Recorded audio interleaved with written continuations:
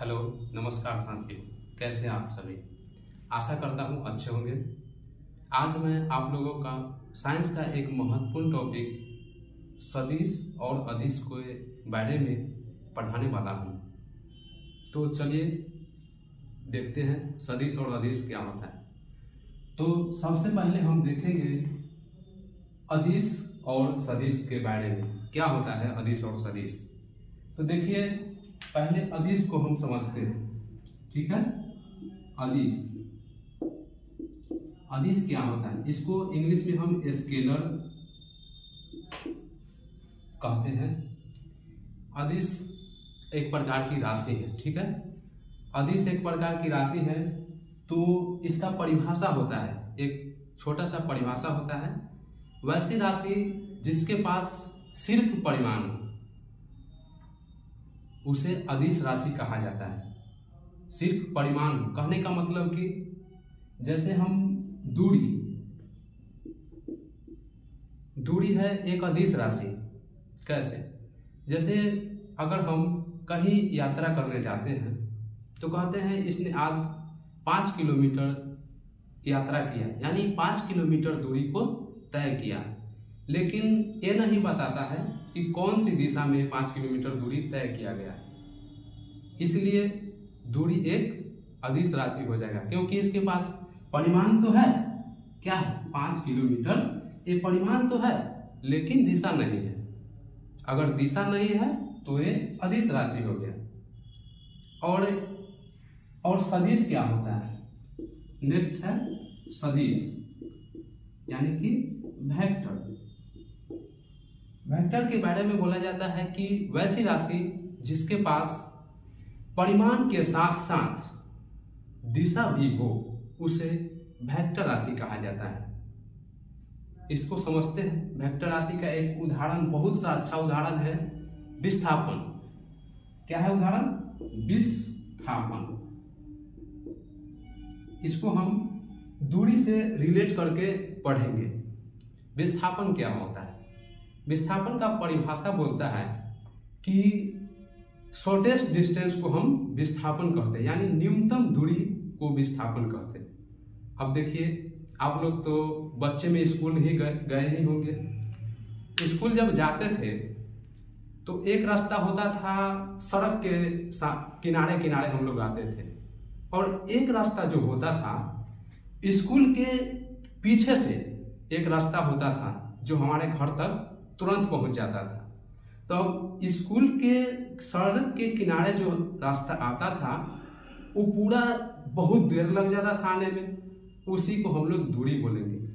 ये जो रास्ता था स्कूल के पीछे से, जिसे हम लोग 1 मिनट में ही घर पहुंच जाते थे, वही विस्थापन हो गया। यानी न्यूनतम दूरी को विस्थापन कहा जाता है। इसमें विस्थापन में ये बोला जाता है कि विस्थापन एक सदिश राशि है। कैसे राशि है? सदिश राशि है। जैसे देखिए, एक व्यक्ति है जो कहा जाता है कि पूरब दिशा में, देखिए ये हो गया नॉर्थ, ये साउथ, ये है ईस्ट और ये है वेस्ट। एक व्यक्ति जो ये मूल बिंदु है, जानते हैं आप लोग। एक व्यक्ति अपने घर से चलना स्टार्ट किया, मान लीजिए उसका घर है मूल बिंदु, घर से चलना स्टार्ट किया और पूरब दिशा में चला कितना? 3 किलोमीटर। पूरब दिशा में 3 किलोमीटर चला, और उसके ठीक उत्तर दिशा में कितना चला?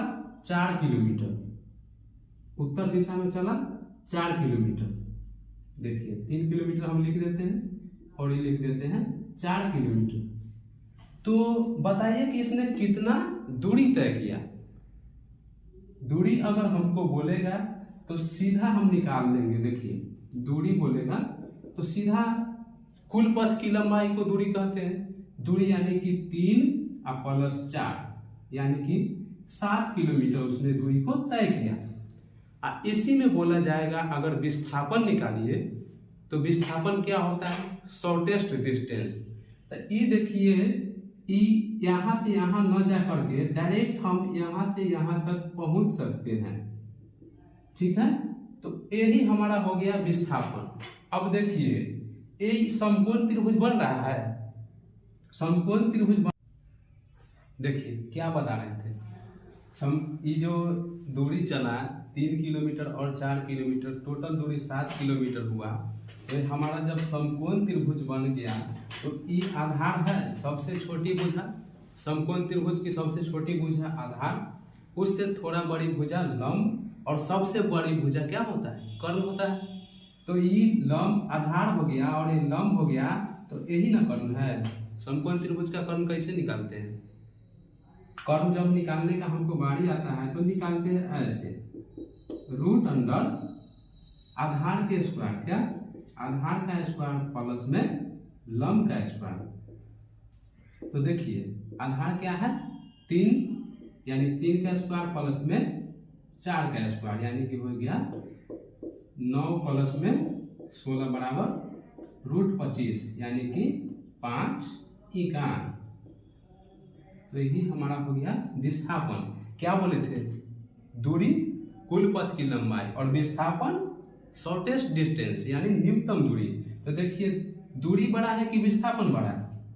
यहाँ तो दूरी बड़ा है, विस्थापन कम है।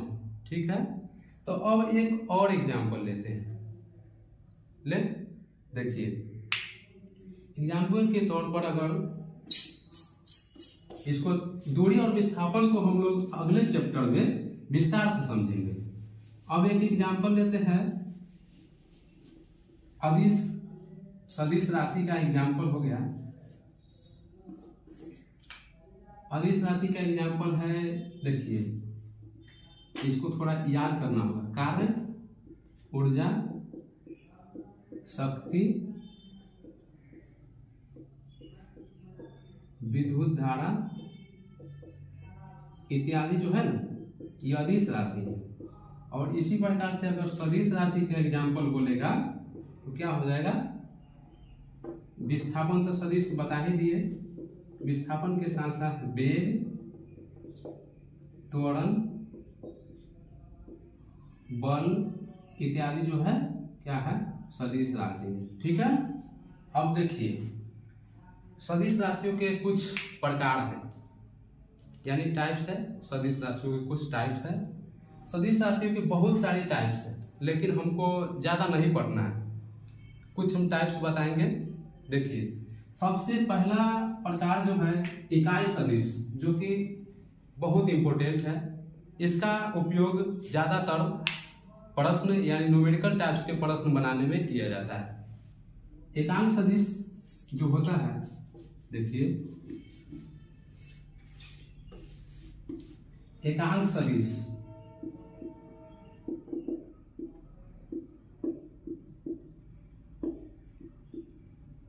Unit vector. एकांक सदिश का परिभाषा है छोटा सा, कहते हैं वैसा सदिश जिसका परिमाण एक हो यानी इकाई हो, उसे एकांक सदिश कहा जाता है। यानी कि परिमाण, अब आ गया परिमाण क्या होता है? उस सदिश का, टोटल सदिश का परिमाण, मैग्नीट्यूड, परिमाण को मैग्नीट्यूड भी बोलते हैं। मैग्नीट्यूड थोड़े बाद में हम निकालेंगे। देखिए एकांक सदिश, इसका कुछ एग्जाम्पल है।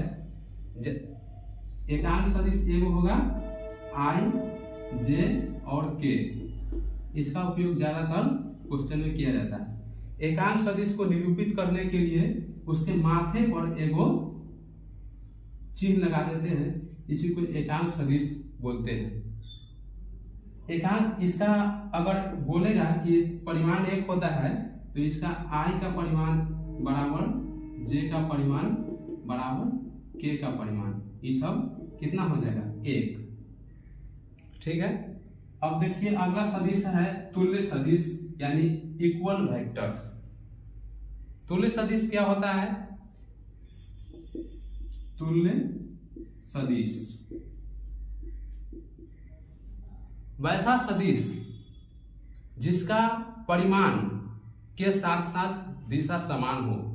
वैसा सदिश जिसका परिमाण के साथ साथ दिशा समान हो उसे तुल्य सदिश कहते हैं। तुल्य सदिश जैसे मान लीजिए एगो ई वेक्टर है और एगो ई वेक्टर है, इसको हम मान लीजिए वेक्टर ए और एगो ई वेक्टर बी। ई तुल्य सदिश कब होगा? जब वेक्टर ए का परिमाण और वेक्टर बी का परिमाण दोनों बराबर होगा, यानी कि वेक्टर ए मोड बराबर होगा वेक्टर बी मोड के। ई जो तीर है, तीर का निशान इसका दिशा बता रहा है, सदिश की दिशा तीर का निशान और सदिश की कुल लंबाई उसका परिमाण बता रहा है। यहाँ पर देखिए वेक्टर ए का दिशा और वेक्टर बी का दिशा दोनों बराबर है और इसका लंबाई भी बराबर है, तो इसको इसीलिए इसको हम बोलेंगे तुल्य सदिश। अगर ई जो है इसका दिशा इस साइड न होकर के इस साइड हो जाएगा तो उसको हम तुल्य सदिश नहीं बोलेंगे, उसको हम बोलेंगे ऋणात्मक सदिश। जैसे अगर ई वेक्टर ए है और ई वेक्टर बी है, इसका तीर का निशान दोनों अपोजिट साइड में है, इसलिए इसको हम वेक्टर ए का परिमाण बराबर नहीं होगा वेक्टर बी का परिमाण, क्योंकि ये ऋणात्मक सदिश हो जाएगा। ठीक है। अब अगला है शून्य सदिश। शून्य सदिश वैसा सदिश जिसका परिमाण 0 हो उसे शून्य सदिश कहा जाता है। इसका ज्यादातर उपयोग नहीं है। अब आगे पढ़ेंगे सदिशों का परिमाण कैसे निकालते हैं। सदिशों का परिमाण यानी कि बताएं हम कि टोटल तीर की लंबाई को सदिशों का परिमाण बोलते हैं। जैसे हमको क्वेश्चन में आ जाएगा, कोई वेक्टर दे देगा, वो बोलेगा सदिश का परिमाण बताइए, क्या होगा सदिश का परिमाण। देखिए क्वेश्चन है, लिखते हैं हम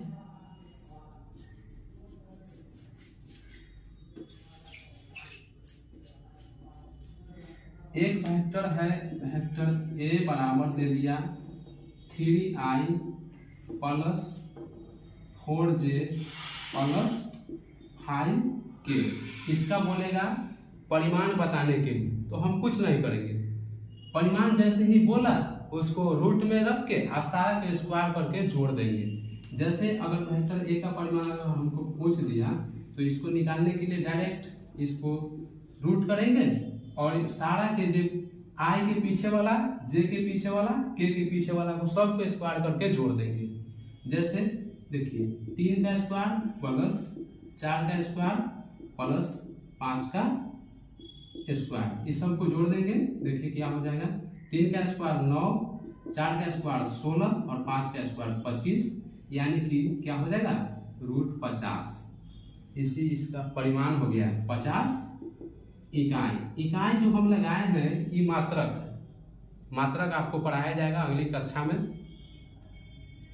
चलिए अब देखते हैं हम क्या देखेंगे, सदिशों का बीजगणितीय नियम। नेक्स्ट हम देखेंगे सदिशों का बीजगणितीय नियम क्या होता है। सदिशों को जोड़ना और घटाना, गुणा करना इत्यादि सदिशों के बीजगणितीय नियम। जैसे सदिशों को सबसे पहले हम जोड़ना सीखेंगे, ठीक है। देखिए सबसे पहले हम सदिशों को जोड़ना, घटाना और गुणा पर बात कर रहे थे। सदिशों को जोड़ने के लिए 2 प्रकार के नियम, एक तो है त्रिभुज का नियम, क्या है त्रिभुज का नियम, और दूसरा होता है समांतर चतुर्भुज का, त्रिभुज का नियम, और दूसरा होता है समांतर चतुर्भुज का नियम।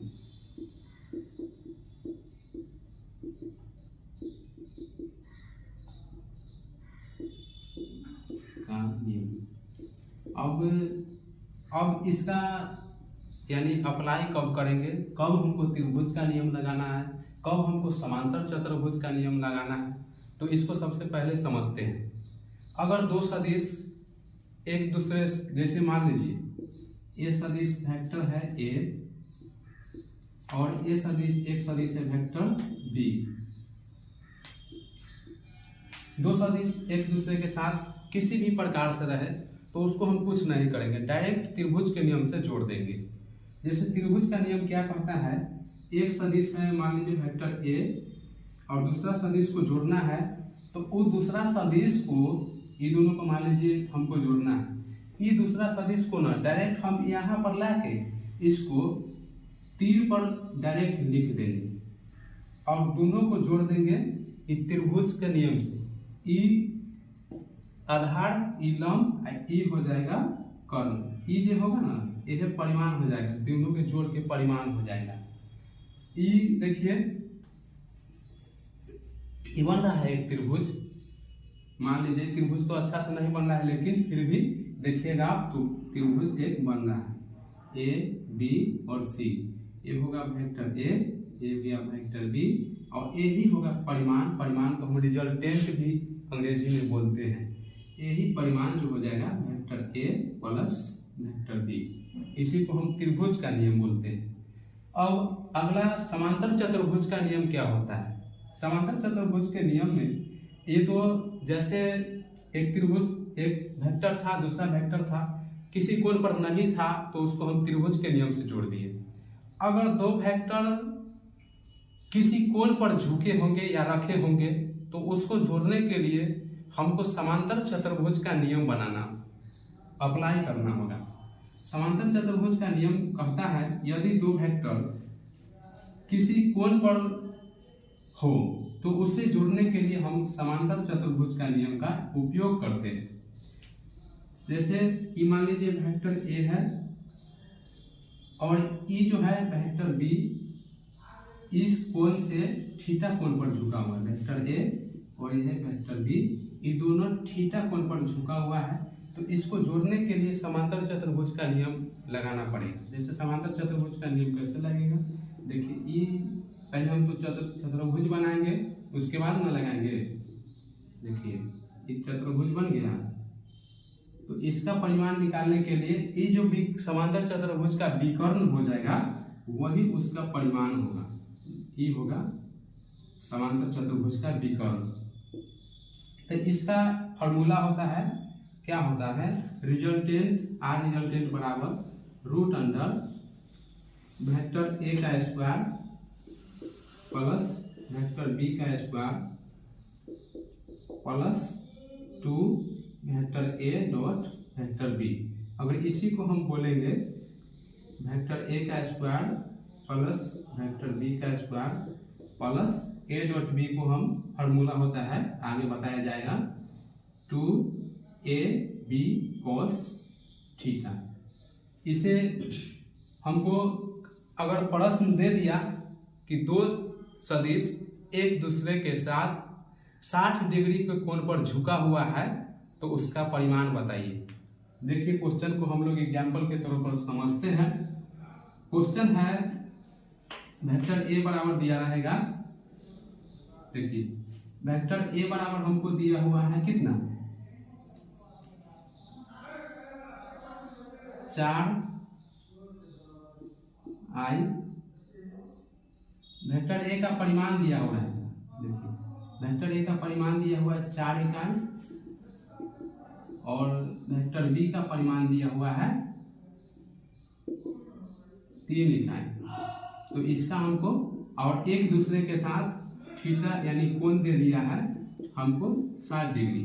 तो परिमाण निकालने के लिए फॉर्मूला है आर रिजल्टेंट बराबर रूट अंडर ए का परिमाण बी का परिमाण और 2ab cos थीटा।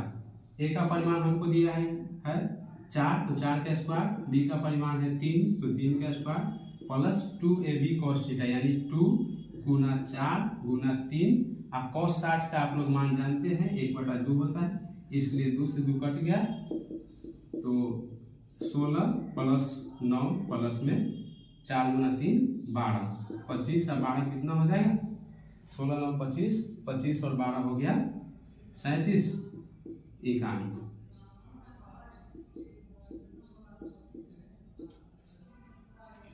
अब त्रिभुज के नियम के कुछ गुण हैं। आगे समांतर चतुर्भुज के नियम के बाद त्रिभुज के जोड़ के नियम के गुण हैं।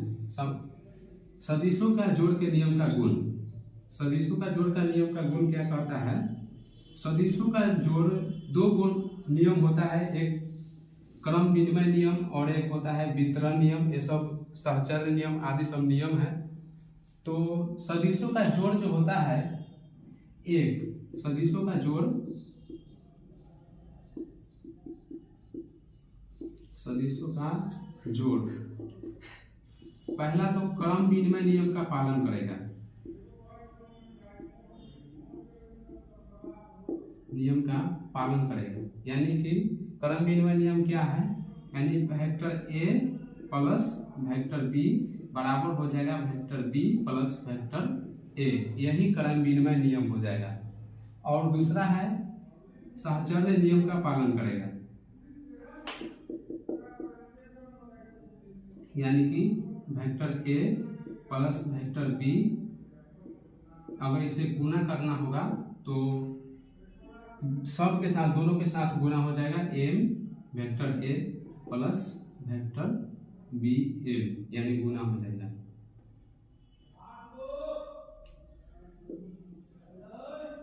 अब अगला सदिश का जोड़ हम पढ़ लिए। अब सदिशों का गुणन, सदिशों का गुणन पढ़ना है। सदिशों का गुणन में एक तो सदिशों के गुणन में हम एक अदिश गुणन पढ़ेंगे और एक सदिश गुणन पढ़ेंगे। सदिशों का गुणन दो प्रकार से किया जाएगा, सदिशों का अदिश गुणन, सदिशों का अदिश और सदिश गुणन।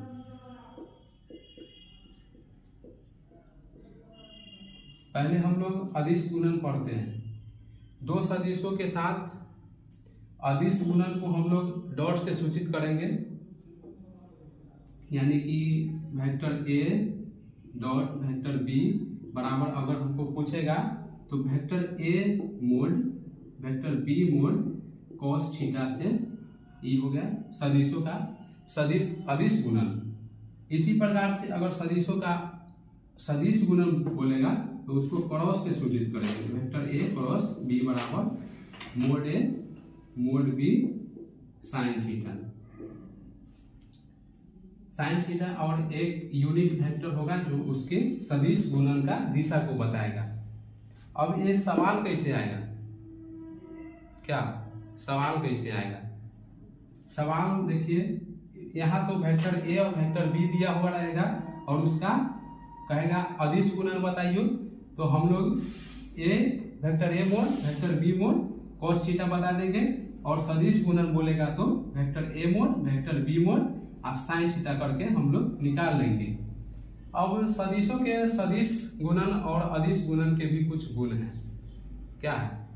सदिशों के सदिश गुणन और अदिश गुणन के भी कुछ गुण हैं, जिसमें एक होता है सदिश गुणन। हम बताए थे इकाई सदिश तीन प्रकार के हैं, जैसे एक है आई कॉमा जे कॉमा के। आई कॉमा जे सदिश गुणन में अगर बोलेगा तो ज्यादातर क्वेश्चन पूछा जाता है, जैसे कहेगा आई डॉट आई का मान बताइए, या जे डॉट जे का मान बताइए, या के डॉट के का मान बताइए कितना होगा। तो इसको देखिए अदिश गुणन है, ठीक है, अदिश गुणन है तो कैसे निकालेंगे? Direct vector A mod vector B mod cos theta. देखिए तो ई एक्स अक्ष के अनुदिश i X Y Y dash X dash X ई हो गया वाई यानी कि जे सदिश, ये हो गया के। ये तीनों एक्स आई जे और के जो होता है एक दूसरे के साथ 90 डिग्री कोण के साथ जुड़ा रहता है। 90। चलिए देखिए, हमको आई डॉट आई का मान निकालना है, तो यहाँ आई और आई के बीच में कितना कोण बनना है? 0 डिग्री। तो ए डॉट बी का फॉर्मूला हम लोग जानते हैं, mode A mod B cos theta. आई तो एक इकाई सदिश है, इकाई सदिश है तो इसका परिमाण 1 होगा। तो i mod dot i mod A cos 0 degree, 0 degree है 0 डिग्री। तो आई इकाई सदिश है, इकाई सदिश है तो इसका परिमाण a गुना 1 बराबर क्या होगा 1। इसी प्रकार से I dot I, J dot J और के डॉट के का तीनों का मान कितना हो जाएगा 1 हो जाएगा, 1 और 1। और अगर हमको पूछ दिया आई डॉट जे का मान बताइए, तो अब देखिए आई डॉट जे, आई और जे के मान, जे के बीच कितना डिग्री का कोण बन रहा है, आई और जे के साथ 90 डिग्री का कोण बन रहा है। तो mode A mod B cos 90 अगर हम जैसे ही लिख दिए तो cos 90 का मान तो 0 होता है, और 0 अगर आ गया तो 0 का कोई भी राशि के साथ गुना करेंगे तो क्या हो जाएगा 0 हो जाएगा। इसीलिए आई डॉट जे बराबर 0, जे डॉट के बराबर 0 और के डॉट आई बराबर 0। अगर ये सब कुछ नहीं करने आएगा तो क्या कीजिएगा, एक याद रखिएगा, एक चीज है जो याद रखिएगा। क्या याद रखिएगा कि समान सदिशों का, लिख देते हैं हम, समान सदिशों का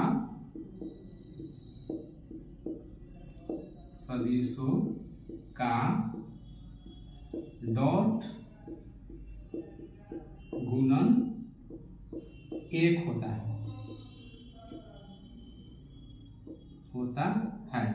और असमान सदिशों का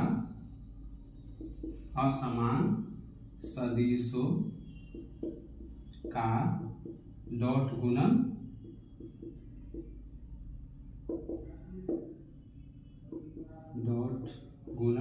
0 होता है। कुछ नहीं करना है, जैसे ही हमको बोला समान सदिश, कहेगा डॉट प्रोडक्ट निकाल दीजिए या डॉट गुणन निकालियो, तो समान सदिश रहेगा तो ए, अगर असमान सदिश रहेगा यानी आई के साथ आई को गुना करेंगे डॉट गुना तो 1 हो जाएगा, जे के साथ जे को गुना करेंगे तो 1 हो जाएगा, के के साथ के को गुना करेंगे तो 1 हो जाएगा। अगर क्या लिखे समान सदिशों का डॉट गुणन 1 होता है, और हमें अगर आई के साथ जे को गुना करने के लिए बोलेगा तो 0, जे के साथ के गुना करने के लिए बोलेगा तो 0, के साथ आई को गुना करने के लिए बोलेगा तो 0। यानी असमान सदिश को जब भी गुना करने के लिए बोलेगा वो भी डॉट गुणन तो 0 हो जाएगा। ठीक है, अब अगला बस इतना ही, एक क्वेश्चन ज्यादातर एग्जाम में पूछे जाते हैं। अब अगला है सदिश गुणन। सदिश गुणन के भी गुण है।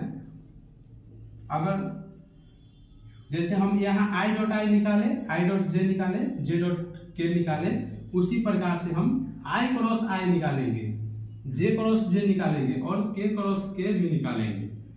तो आई क्रॉस आई को निकालने के लिए सबसे पहले हमको करना होगा, एगो वृत्त बनाना होगा, एगो वृत्त बना लिए। देखिए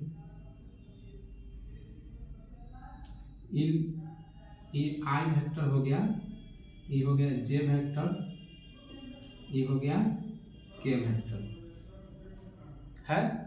तो उसके बाद अगर समान सदिशों का डॉट गुणन 1, असमान सदिशों का डॉट गुणन 0, और समान सदिशों का यानी कि पूछेगा आई क्रॉस आई का मान बताइए, यानी कि ए क्रॉस बी बराबर हम फॉर्मूला जानते हैं, mode A mod B sine theta. ठीक है, तो देखिए आई के साथ आई का कोण अगर बोलेगा, बताए थे यहाँ 0 डिग्री का कोण बना था, x डैश y डैश, ये क्या था आई जे और ये था के। आई के साथ आई का कितना कोण बना था 0 डिग्री, इसलिए आई का मोड आई यानी कि आई का परिमाण 1 गुना 1 और साइन 0 का मान कितना होता है 1 कि 0 ना होता है, इसलिए साइन 0 का मान हो जाएगा 0। अब साइन 0 का मान अगर 0 हो गया तो पूरा मान 0 हो जाएगा। इसकी इसीलिए J क्रॉस J बराबर भी क्या हो जाएगा 0 और K क्रॉस K बराबर भी 0 हो जाएगा। समान सदिश का क्रॉस गुणन अगर हमको कुछ नहीं याद रहेगा कहेगा, अगर भूल गए, मान लीजिए ये कॉन्सेप्ट याद रखना है, भूलना नहीं, लेकिन वास्तव में बाकी अभी अगर हम भूल जाए तो याद रखेंगे। समान सदिशों का क्रॉस प्रोडक्ट यानी कि समान सदिशों का क्रॉस गुणन 0 होता है। ठीक है, अब समान सदिशों का तो हम निकाल लिए, लेकिन असमान सदिश का भी निकालना है। तो असमान सदिश का क्रॉस गुणन करने के लिए हमको वृत्त के सर्कल के अनुसार चलना होगा।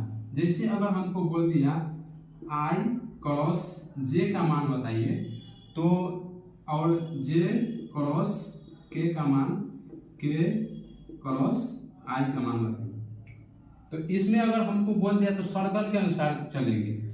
I क्रॉस J, तो ठीक उसका मान I क्रॉस J का मान क्या होगा, ठीक उसका अगला वेक्टर। जैसे I क्रॉस J, I और J के बाद क्या है, K है, तो I क्रॉस J का मान हो जाएगा K। उसी प्रकार से क्या बोला है, J cross K, J cross K का मान क्या है, अगला वेक्टर यानी कि I क्रॉस J का मान K और K क्रॉस I का मान अगला है K क्रॉस I, तो K या K क्रॉस I का मान अगला वेक्टर क्या होगा, J वेक्टर। ठीक, अब देखिए अगले बार, अब इसको सदिश गुणन पढ़ लिए। अदिश गुणन के बाद कुछ गुण भी होता है, जैसे हम बताए थे सदिशों के जोड़ के नियम भी बताए थे, जोड़ के नियम के गुण बताए थे। उसी प्रकार सदिशों के गुणा के नियम के भी गुण होता है। गुणा का नियम क्या कहता है कि सदिशों का गुणन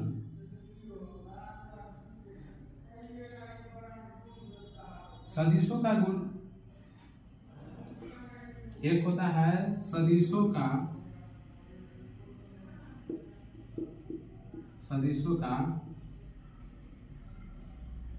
पहला था क्रम विनिमय ना, क्रम विनिमय। दूसरा क्या था, साहचर्य। चल, तो बोलता है सदिशों का सदिश गुणन, सदिशों का अदिश गुणन क्रम विनिमय नियम का पालन करता है। क्या, सदिशों का अदिश गुणन क्रम विनिमय नियम का पालन करता है, जबकि सदिशों का सदिश गुणन क्रम विनिमय नियम का पालन नहीं करता है। ये वाला कॉन्सेप्ट बहुत इंपॉर्टेंट है। जैसे देखिए ई यानी कि अगर A डॉट B बराबर अगर पूछेगा तो B डॉट A हो सकता है, होगा, हो सकता नहीं, होगा। अगर और A क्रॉस B जो पूछ दिया तो E B क्रॉस A नहीं होगा, कभी नहीं होगा। इसी इकाहे नहीं होगा, इसको इधर गलती हो गया तो इसको सही करना पड़ेगा। इसको सही करने के लिए A क्रॉस B बराबर इसमें A को माइनस लगा देंगे तो ये हो जाएगा B क्रॉस A। ये माइनस लगाने देने से क्या हो गया, जो इसका दिशा पलट गया, दिशा पलट गया, बस ये बराबर हो गया।